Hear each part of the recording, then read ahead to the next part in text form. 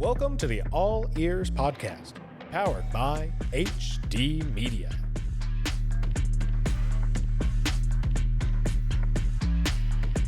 Come one, come all, the newest edition of the All Eers podcast, and I'm your host, Taylor Kennedy.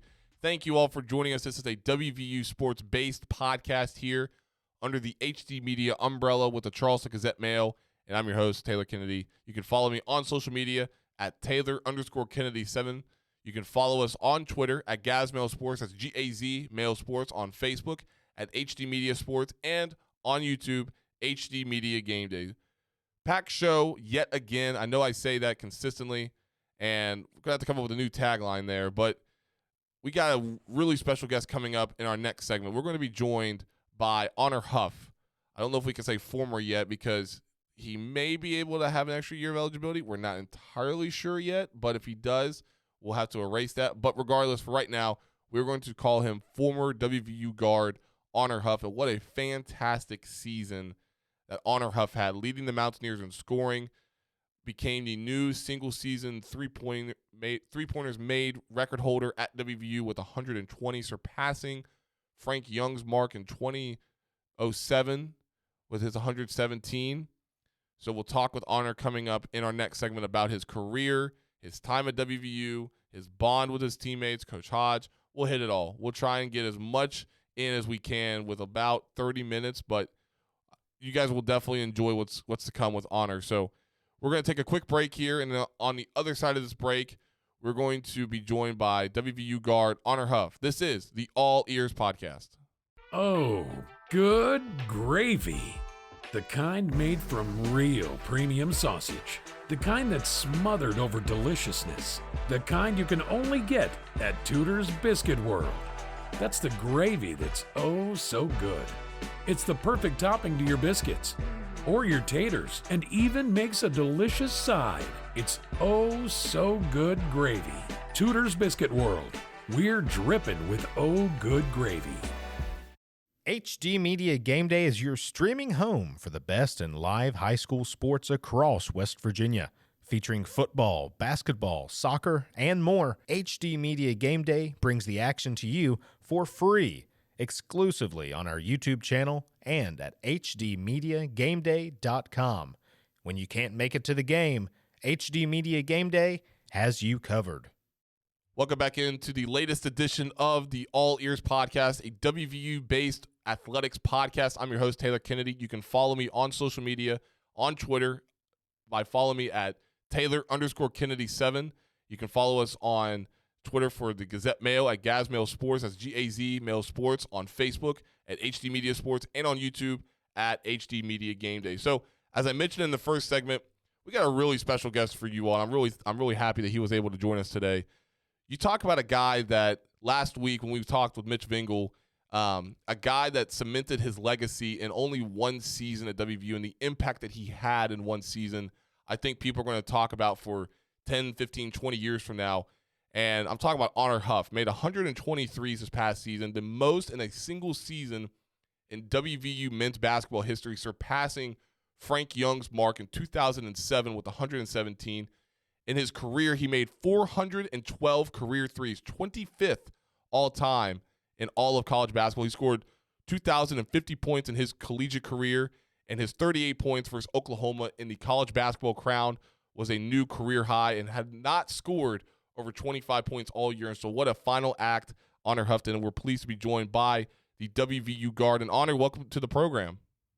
I appreciate you having me for sure. Thank you. Absolutely. Well, my man, we're going to bounce around a lot here, and let's start at a macro, then work our way in, because I want to hit some different things with you. But looking back on this season, whenever you announced your commitment to WVU last year and Coach Ross Hodge, and to see how this season went, ending on a high note, 21 wins, the most since the 1920 season, did you anticipate the season that you guys have early on whenever you first got to Morgantown?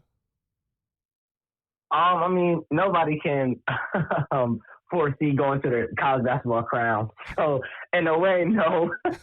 But I knew we would do something special just with, the way that this coaching staff orients how we go at every single day. The way Coach Hodge is to his players, his personable kind of style. And just the players that we had, the moments that we shared,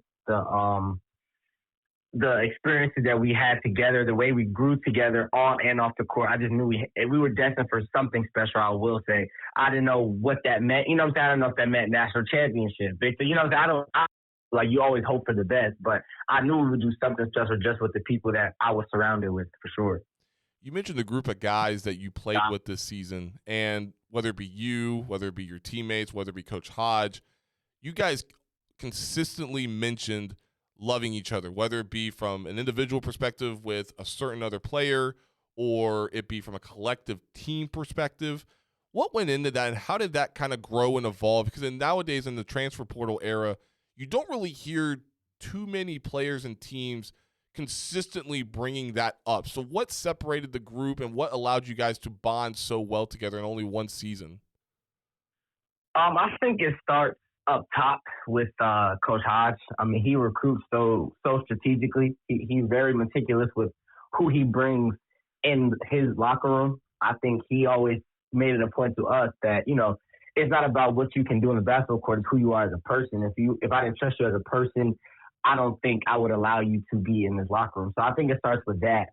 So just the people that I'm surrounded with, it's true, genuine feelings of, I care about you and what you can do more than myself. And I think that's rare, especially like you said, in this day and age with the transfer portal and the turnovers every season. But it's rare to have people who really put other people first, especially when you're only going to be with them for a year, if that makes sense. So I really was surrounded by people who care about the next person more than their personal endeavors. And when you have that, it just simultaneously builds up to, like I said, something special. And that's why I knew we would do something good, because good always comes when you care about someone else rather than yourself. Because when you're helping another person or want to see another person succeed, that ultimately allows yourself to, you know, get to the level that you want to get to selfishly, in a good way, in a positive way, obviously, not selfish in a bad way. But just when you're selfless, it becomes, I don't know, it spreads too, like it permeates throughout the locker room, and it creates an environment that you want to be around. So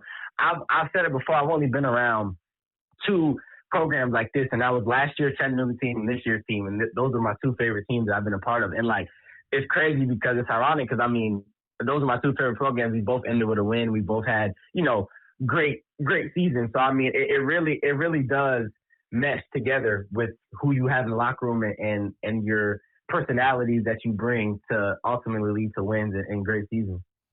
You mentioned Chattanooga, and let's go down that avenue, because you transferred via way of Chattanooga, but before that you played at VMI, and obviously you ended your college basketball career at WVU. What did you learn about yourself at WVU that you probably didn't know about yourself at your previous stops, but once you got here, it got unlocked and you felt different about yourself and you felt pleased with how everything ended?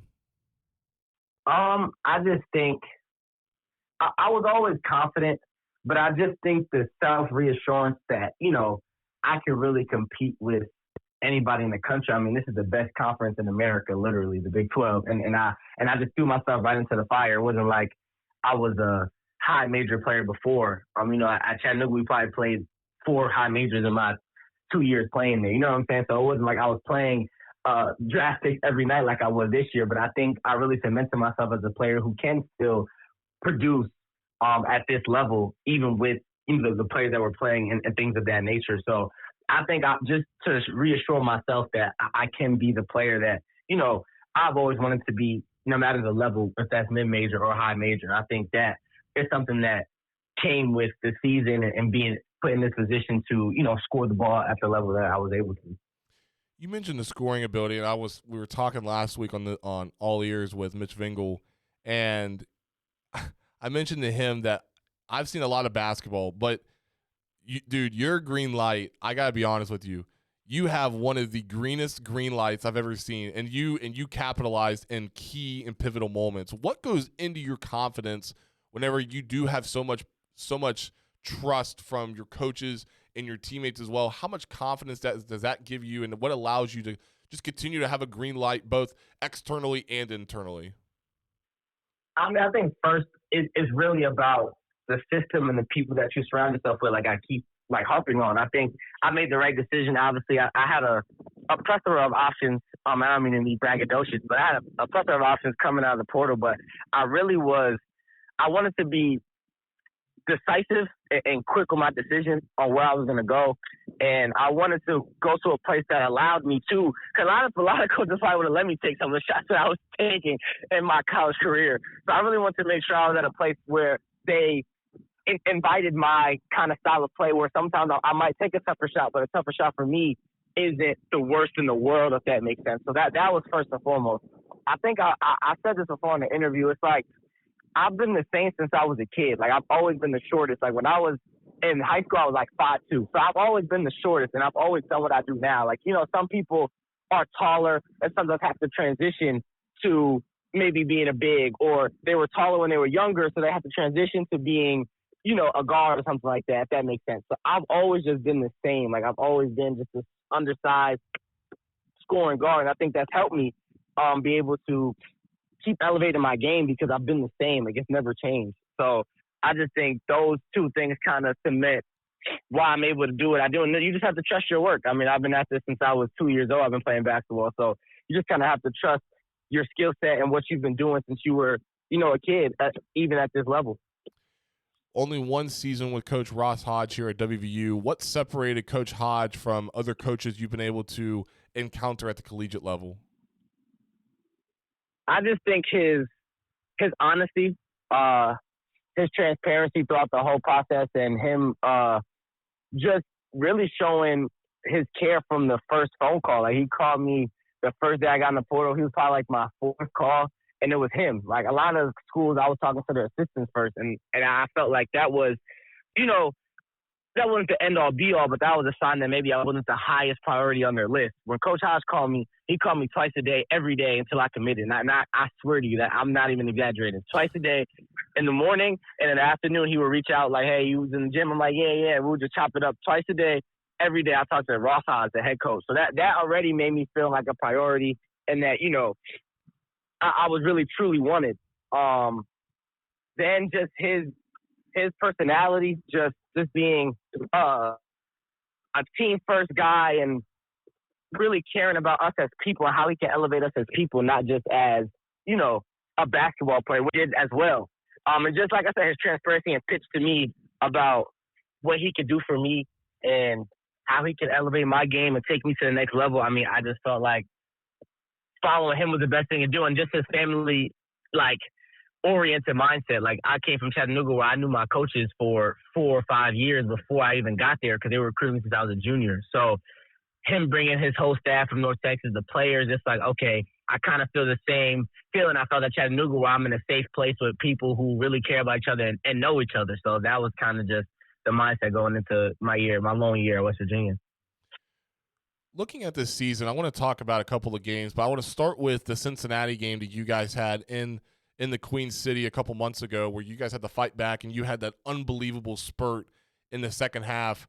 When you get into that flow state, as kids call it nowadays, when you get into that flow state and you start to really catch your groove, and now you're knocking down shots, you're making plays for your team, you're getting to the hoop, you're getting to the foul line, whatever it may be. With a game like that, how much does that recall, or how much does that rely on your confidence compared to just you being in a groove in that moment? It's funny because before we left to Vegas, Coach Hodge is trying to motivate us all and kind of asking us, like, you know, what was your best game individually? And he asked all of us. Like, he went around in a circle. And I had said, I forgot what game I said, but he was like, I don't think so. I was like, I think it was Cincinnati, where I didn't score the most points, but like you said, just to be able to go on that little surge that I went on, but like really by myself, it kind of rubbed people the right way, and I had a lot of reactions to it. But I mean, like you said, when you're in that flow state, it's hard to really explain it. The basket just seems like it's the size of the ocean. You're just throwing the ball up. That's really what I was doing. I couldn't even tell you. But it comes from your coaches and the players around you. Like, they were kind of egging me on. I don't know if you saw the game or the highlights, but after I'm scoring, you see Amir, DJ, everyone coming up to me, just like pumping me up, like, and that gives you confidence to keep going. It's not like I make one shot and it dulls out. Like, it's just like, well, keep going. And obviously I've been on those spurts before where, you know, I can kind of get going fast. So you just need to see a couple go in, and once that happens, I feel like no one can stop me. So it just, like I said, it comes from the confidence within, but it also comes from the confidence that you have from your group and your coaching staff. The other game I want to talk to you about is that Kansas game in Morgantown, closer to the beginning of the year. And from a crowd perspective, I thought that was probably the best attended and most energetic and electric men's basketball game all season long. When you look back on that game and just the fans, the atmosphere, beating a team like Kansas that is a traditional blue blood against a potential top 5 pick in Darren Peterson, walk me through your memories of that game whenever you look back on that 5 to 10 years from now. I mean, there was so much built-up hype just because, again, that's the projected number 1 pick. So already there is like that gives you enough fuel to go out there and perform, you know what I'm saying? But the fans that really showed out was insane. I think that and Pitt were probably one of the most packed and loud atmospheres I've been a part of. And obviously I was happy to be there. But I think we had just beat Cincinnati earlier that week. Our first conference game, we lost to Iowa State. So we 1-1, and we were just like, I mean, we're the better team. Like, we never obviously go into any game thinking like, oh, we're the worst team and we're going to lose. Like, you never question your abilities no matter what. That's the confidence we have in each other. So even going against Darren Peterson and the resume that Kansas has, the resume that Bill Self has, is kind of like, well, put your best foot forward and you're going to give yourself a chance. And we had the home court advantage. You know, it's obviously different to play at Kansas, Allen Fieldhouse. That's another story. But to be home in front of our fans and, you know, the hype of the game, Fox, it was just like a game that you'll never forget. Just the adrenaline you get from a game like that and being in the atmosphere, I mean, is one of one. And to be able to pull out the win too with our crowd, and obviously I had a good game. It just cements itself in my history book of my favorite games. You mentioned the history book side of things, and I mentioned before we brought you on, 123s made this season, passing Frank Young back in 2007 with his 117. You've now cemented yourself from a statistical standpoint, from a individual standpoint, and from a character perspective as well. When you look back on your career at WVU, again, I'll just use the timeline of 5, 10, 15 years from now, what will you recall most fondly about your time spent in Morgantown? Just being able to interact with the people. I think we have some of the best fans and just people in general that I've been a part of. I mean, you walk down the street and obviously they know who I am as Honor Huff, but then you just start talking to people and it's just like you're having a conversation with just another human being. I'm not Honor Huff, this great basketball player. I'm just a human being as well that just happened to be decently good at shooting the 3-ball. But like when you get to just talk to people and get to know their stories and they get to know yours a little bit, you know what I'm saying, and they see you on the surface level, I think that's how I remember the most, because at the end of the day, like I said, I'm just a human being as well. So to be able to really inspire people, especially younger groups, I think that's the biggest thing that I can take away. It's not what I could do on a basketball court. I think that's what I always wanted to cement my legacy as, not as a person who just played basketball, but a person that really influenced the community and was a person that people could really think like, oh man, I loved Honor Huff. He was a great person, not a basketball player. I want to be beyond that. So I think that's how I remember the most, is me being able to be personable with the people here and leaving a legacy that can be cemented on and off the court.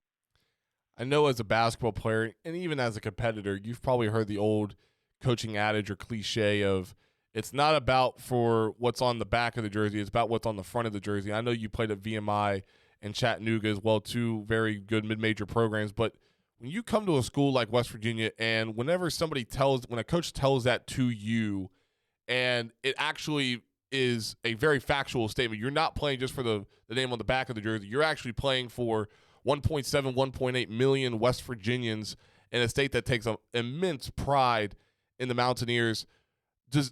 How much weight do you carry with that? Do you kind of put a little extra weight on your shoulders as a competitor and as a basketball player, or is it just still just continuing to give that pride back to the Mountaineer fan base that you guys played in front of? I think it's a little bit of both. I mean, you like, it kind of goes back to what I was talking about before with the name on the front of your jersey. You kind of just cultivate the people around you. and you galvanize with your brothers. And I think that's what made us special. But then you also have to realize that you're playing for a whole state, a whole community with a storied tradition. And we understood that. I mean, Coach Hodge made that apparent from the first day. It's kind of like you're not playing just for yourself or your family. You're playing for the family of West Virginia and the people who really have put time into be fans and know the history of the sport. And, like, he always used to say, I mean, fans work 9 to 5, blue collar, grab a beer and just want to come watch some basketball. So it's bigger than just, you and how many threes I hit. It's about, okay, how can I, like I said, galvanize the people of this community around the West Virginia basketball. And I think we did a decent job of that this year. And I hope they continue that momentum with Coach Hodge moving forward. But, these people are just so passionate, about West Virginia sports, athletics, especially basketball and football. So to be able to put on for them, there's no NBA team, there's no professional team. We are that. So to be able to put on for them and give them what they obviously want and are used to with this storied tradition of West Virginia, I mean, it's a blessing because a lot of people don't get to do that or get to feel that. So I don't think it's any more added pressure. It's just something that you have to keep in the back of your mind when you're going out to battle every day. I want to talk about one of the players that you were able to compete with on the floor this year, and that is Eers Jenkins, who did not play in the college basketball crown, but I thought it was a really nice gesture after one of your all's games. I can't remember which one. I think it might have been the Creighton game, maybe, whatever. Coach Hodge gave a shout-out on television to Eers, who had labrum surgery and will have another labrum surgery here in the upcoming weeks and months. But a guy like Eers from afar with such a bulldog mentality and does so many little things, and this is just from an afar perspective, but with you two and the relationship that you guys were able to create and establish in your lone season together, what stands out to you about Eers, and talk about his potential down the road as a college basketball player? Eers a dog, man. I mean, it's funny because before he even got to campus, me and him were texting lengthy paragraphs because he was asking. He's just so intuitive and inquisitive about, what it's like to be in college, to play for Coach Hodge. He wasn't there in the summer. So he's asking me questions galore. And I'm answering them, though, because I wish someone could do that for me when I was a freshman coming in. So we were having extensive conversations about what it would be like in college and his mindset coming in, what he should be prepared for. And I think just him doing that himself, going out his way to ask questions and pick my brain, a person who's been in college for longer, I think that already set the tone. I told my dad when he first did it, wow, he's so inquisitive about it, and it just shows that how good he wants to be and how great he wants to be, not only for himself but for everyone around him. And I think that set the tone for who he is. And then once he got here and started hooping, I'm calling everybody yeah, he's going to the NBA. And I made that apparent right away. I called my dad, everyone that I knew that knew Eers before he got there. I'm yeah, he's the one. He came in frying all of us. I'm included in that. I won't lie. He came in with this kind of chip on his shoulder, knowing that he was supposed to be in high school and wanted to prove himself, and he proved himself. I promise you that. But just that kid's motor, his mindset, his heart, everything that involves him being the best version of himself, wherever that is, I mean, he's just all in on it. He wants to be in the gym 24/7. I mean, I can't even count how many late nights we were together in the gym, working out, getting better, him asking me more questions during the season. He just wants to be the best version of himself. And I just think that when you have that mindset, you're going to be great no matter what. And obviously, he called us after every game. We talk often. I mean, we usually talk every day, honestly. That's really like my little brother now. And, I love him immensely. But, just like I said, his heart, I mean, I think he's one of the most genuine people that I've ever been a part of. And he's actually hilarious. You don't get to see that as a fan on a day-to-day basis. But, Lord, he's one of the funniest people I've ever met. A little immature at times, but he knows that. Well, hey, you can always throw a little immaturity in there if you get the other things done. So, but no, talking about just your makeup as a player. I know we've talked so much now about the makeup and your arsenal as a basketball player, but just I want to spend a little bit of time dissecting who Honor Huff is. And I know you mentioned your dad there, and obviously just listening to you speak very highly of your former coaches and even Ross Hodge as well.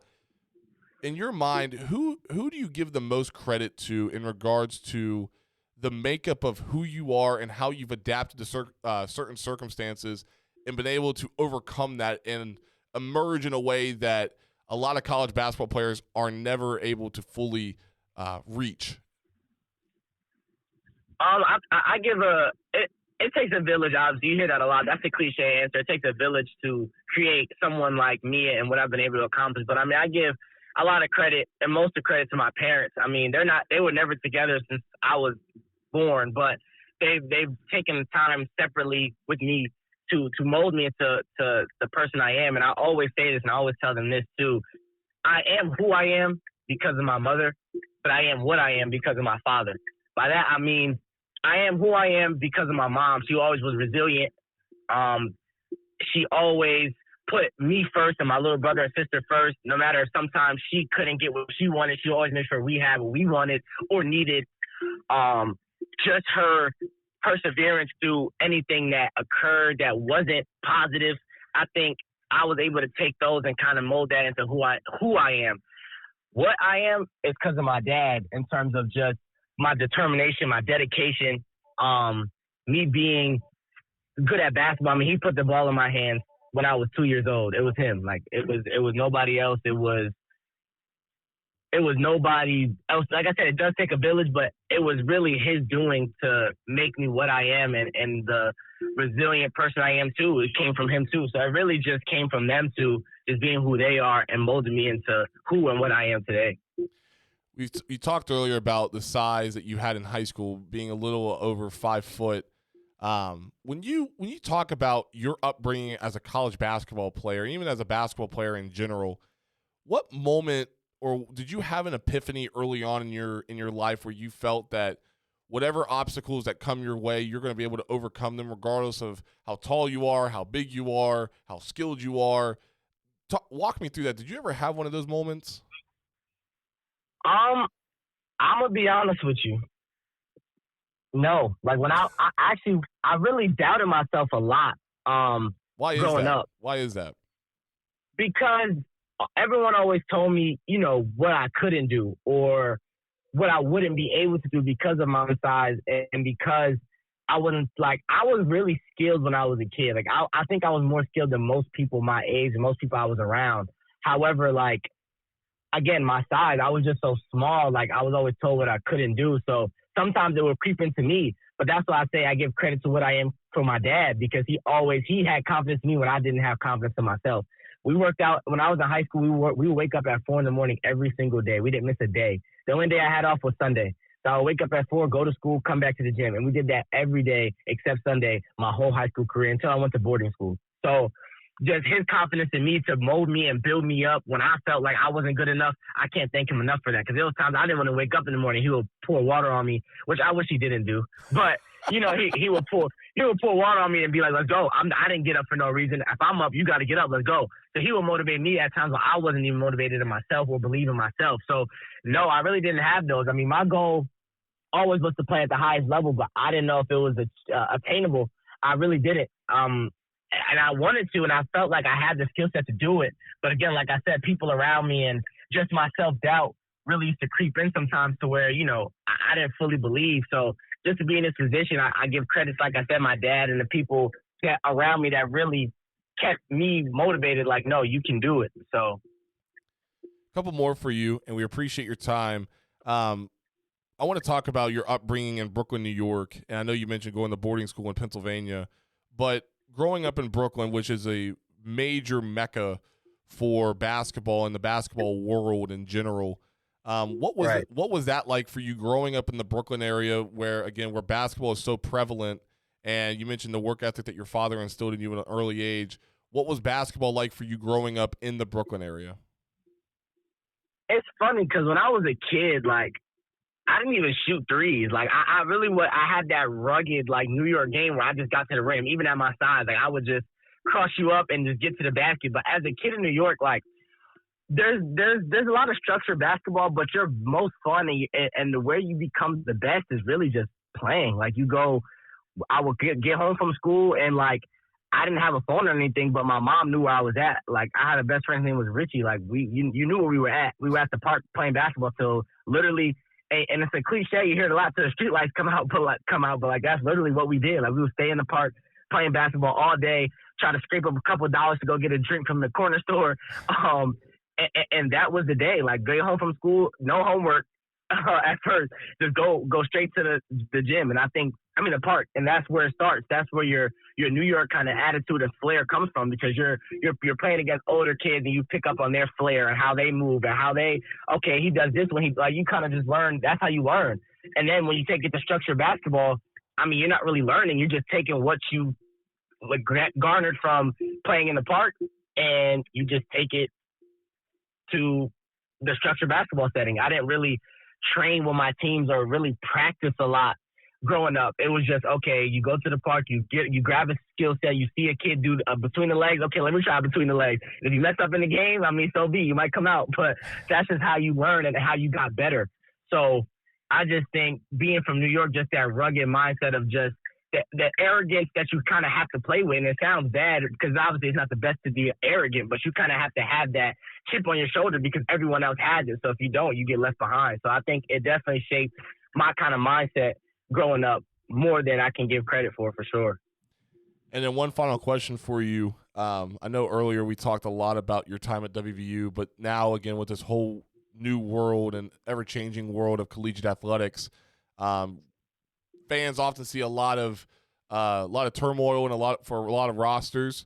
But what advice would you give to future Mountaineers, whether they're getting looked at, recruited, or going to be signed and being going to be a Mountaineer on next year's roster? What advice would you give to future Mountaineer men's basketball players that will be coming to Morgantown to play for Coach Ross Hodge? I would just say you're going to be pushed. It's not going to be easy.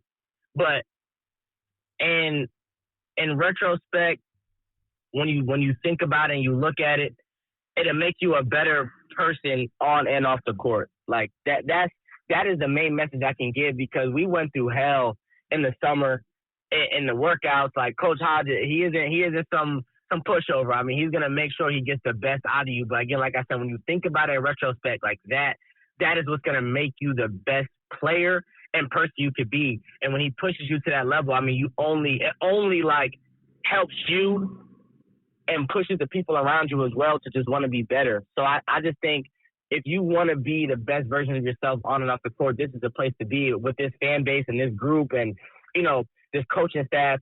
It's such a great experience to have to represent, like you said, represent something bigger than yourself, whether that be your teammates like we did this year or the people around the community in West Virginia. Like it all just molds together in your experience here. And whether you're here for a year, 2, 3, this was one of the best years of my life, and you'll never forget the time that you were a Mountaineer. Well, Honor, we really appreciate your time. Thank you. Congratulations on a fantastic college basketball career, but even better last chapter at WVU, especially ending in the college basketball crown in Las Vegas. So again, appreciate your time. Best of luck moving forward. Real quick, one final question. I lied. One final question. What's next for you? Are you gonna pursue the professional ranks? Are you calling it quits? What's next for Honor Huff? I've always wanted to be a sports analyst and broadcaster, so we're keeping that option open. But of course, I want to play basketball. That's all I've known since I was a kid. So just kind of trying to balance both of, okay, how can I start to build my broadcasting and analyst career while also enhancing my basketball career? So probably just looking for the overseas route or the two-way contract in the G League, trying to get to Summer League, trying to get these NBA workouts. So that's the next step right now, just trying to work out every day to make sure I'm ready for that. Obviously with this new ruling with the 50 that they're meeting for next week, we're also keeping an eye out for that, trying to get some, insight on that and intel on that to see what I can maneuver with there, to see if maybe I come back to college for a fifth-year eligibility. So, it's a lot of things right now that's being in the landscape that we're trying to, like I said, garner the information and see where we move forward from there. But that's kind of my mindset right now. If they give you an extra year of eligibility, I'm in. I'm in for another year of honor. Your honor, I'll take another year of Honor Huff, please. That'll be the plan. Oh, man. Well, again, regardless, though, Honor, if this is it for you, I think a lot of Mountaineer fans could thoroughly say that they appreciate you and the way that you held yourself and you played on the court and everything else. And from a journalistic perspective, we appreciate you and just your time overall and with this podcast. thank you, and best of luck moving forward with you with whatever the future may hold for you. I appreciate you having me on the podcast. I genuinely do. I love being able to get on your platform, people's platform, be able to just speak and talk. So I appreciate it. Absolutely. Honor, again, best of luck, and we'll talk soon. Thank you. I appreciate you. Yep, there he is. Honor Huff, former WVU guard. Hopefully he can come back for a 5th year, but for now we will say former WVU guard Honor Huff.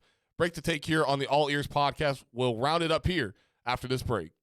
HD Media Sports is your one-stop destination for top high school and college sports coverage in the Mountain State. From Morgantown to Mingo County, our award-winning reporters keep you informed about your favorite teams and players, including exclusive coverage of the Marshall Thundering Herd and the West Virginia Mountaineers. Follow HD Media Sports on Facebook to stay up to date on the latest news, features, and game coverage. As the game gets faster, stronger, more dynamic, your equipment has to keep up. Introducing the Riddell Axiom, the next evolution in football protection, designed to match the speed and strength of today's athlete. Contact West Virginia Riddell representative Casey Turley at 304-552-5960. Gear up, play smart, stay protected. Special thanks again to Honor Huff for joining us. A lot of good stuff, as they say, from the former Mountaineer guard. Again, he mentioned how there's a possibility he could have a 5th year of eligibility. That is still to be determined, but whether or not he has another year, I think I could speak for a lot of Mountaineer fans in saying that his season and his mark that he left as a Mountaineer will be remembered 5, 10, 15, 20 years from now down the road, whether it be his shooting, his character, how he held himself, whatever it may be. His mark will definitely be remembered for time and days and years to come. So, again, special thanks to him. We'll talk more about WVU athletics coming up later this week. We'll be joined yet again by former Charleston Gazette Mail sports editor Mitch Vingle on Thursday, but we'll also spend a lot of time talking about spring football because the spring festivities, as Coach Rich Rodriguez is calling it now, is on Saturday, and we'll talk more about that later in the week on our Thursday edition of the All Ears podcast. Be sure to follow us on all of our social media platforms. The links are in the description for that, as is mine. Be sure to follow us on your podcasting platform, whether it be on Spotify, Apple Podcasts, or YouTube. You can also ring that bell, as YouTubers say. Ring that bell. That will turn your notifications on for this podcast. So anytime a podcast goes live under our profile, you will be the first to know and one of the first to know about that as well. So we encourage you to do so. And all that does is that just helps us know that people are listening to this. So we appreciate you listening and lending us your ears, as producer Sean cringes at me saying that. So again, special thanks to Honor Huff. Producer Sean is back in the saddle yet again, so wanted to give a shout out to him. He does a lot of behind-the-scenes work for us here, so wanted to give him his roses. And we will see you all on Thursday on the newest edition of the All Ears podcast. I'm your host, Taylor Kennedy, signing off.